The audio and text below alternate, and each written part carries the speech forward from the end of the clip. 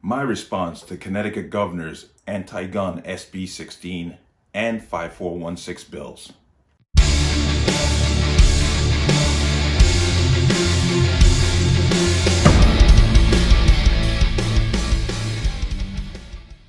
Welcome to another installment of Connecticut Gun Bench. Today's video is brought to you by P.A.N. Firearms, LLC. P.A.N. Firearms for your NRA certification and multifaceted gun training. You can reach us at 203-300-6343 or use our website at www.panfirearmsllc.com. As always, there'll be a link in the description box below. But let's talk about this. As we all know, Governor Lamont has presented his anti-gun bill, SB 16, to the Judiciary.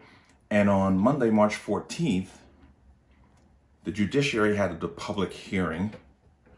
It went about 15 hours. There were a lot of people who spoke that day. I also did testimony, and I'm gonna play that for you. Okay, hold on 1 second. Here we go.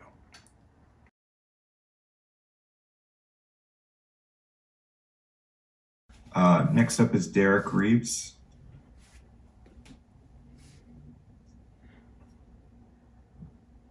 Good, very late evening. Thank you very much. Okay, 2013, I spoke at the first public hearing in response to what is now SB 1160. During that time, I came to the revelation that no matter what, I was not going to change anyone's mind. As a matter of fact, one of the committee members took the time to update her Facebook page while people were testifying.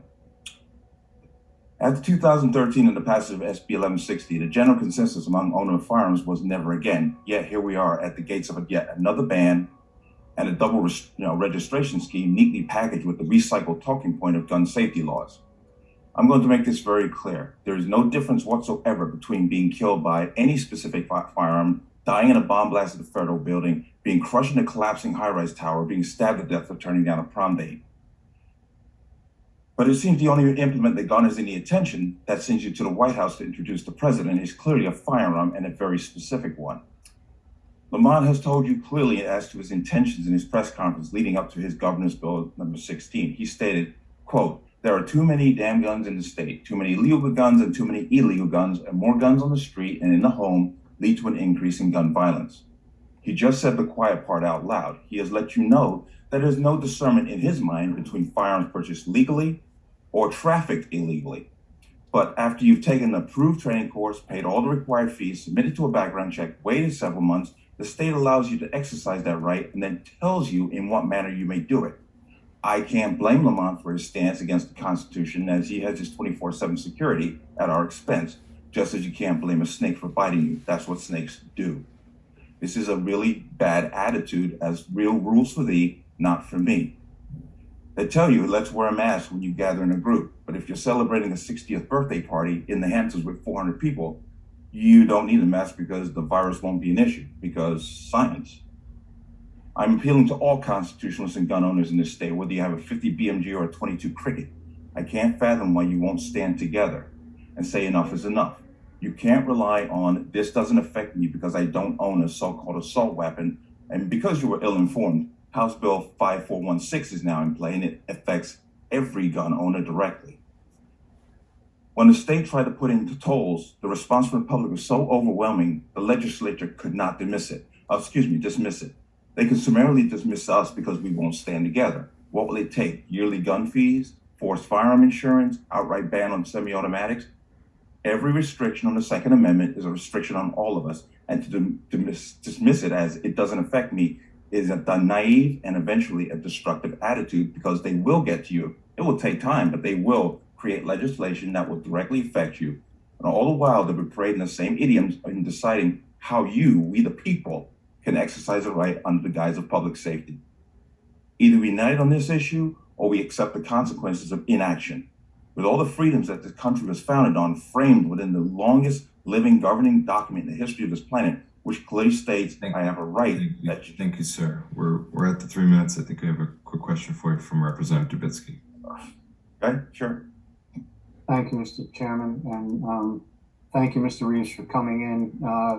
To your point about people standing together, I think that If you've seen the variety of people from all different backgrounds who have testified against the governor's gun control bill today, I hopefully that'll give you some solace that although it isn't there yet, there's certainly a lot of people working towards trying to make sure everybody from whatever background is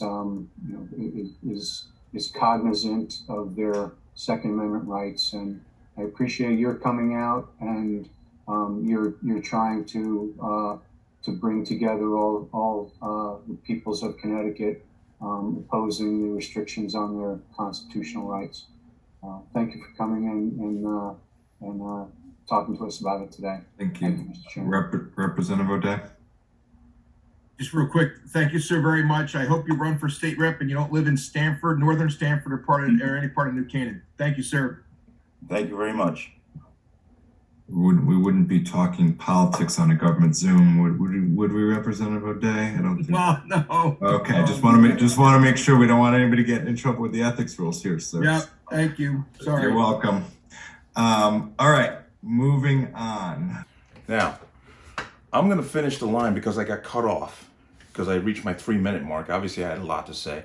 When I got to the 3-minute mark, I got cut off, but I'm going to read what I was going to say before I got cut off. I'll start right at the last paragraph. Either we unite on this issue or we accept the consequences of inaction. With all the freedoms that this country was founded on, framed within the longest living governing document in the history of this planet, which clearly states I have a right that shall not be infringed, and we should never acquiesce to anyone who think they can tell us how we may exercise it. Quote from the very funny movie, Trading Places, "The way you hurt rich people is by making them poor people. The way you hurt an entrenched politician is by removing them from office." And that last few lines was what I got cut off from because I reached my 3-minute mark. But the gist of my entire testimony is the lack of, let's call it, coming together of the entire gun community. This isn't about parties or ideals. This is truly about the Second Amendment, which applies to everybody. And everybody is going to be affected. So I was hoping my words would get people to unite on the issue of. Now, it was interesting to see that there are certain very, what you would call traditional leftist elements, such as BLM and other community activists who objected to SB 16. That was very interesting. But we need more unity on this issue. We need to make as loud a noise as we did when they tried to put the tolls in. We need to be that vocal. Okay? And this is a short video, which I just wanted to get that across. And I'm hoping we can get some unity to fight against this thing. Because remember, we're kind of outnumbered in our legislative bodies. And they have more than enough votes to pull this off. We have to be as vocal as we were when they tried to put tolls in. But let me know what you think. As always, you can leave your comments in the comment section below. As always, any statements of violence or statements that lead to violence will be removed. Please like, share, and subscribe. Hit that notification bell so you can notify the next time the video goes live. And I will see you on the next one. Peace.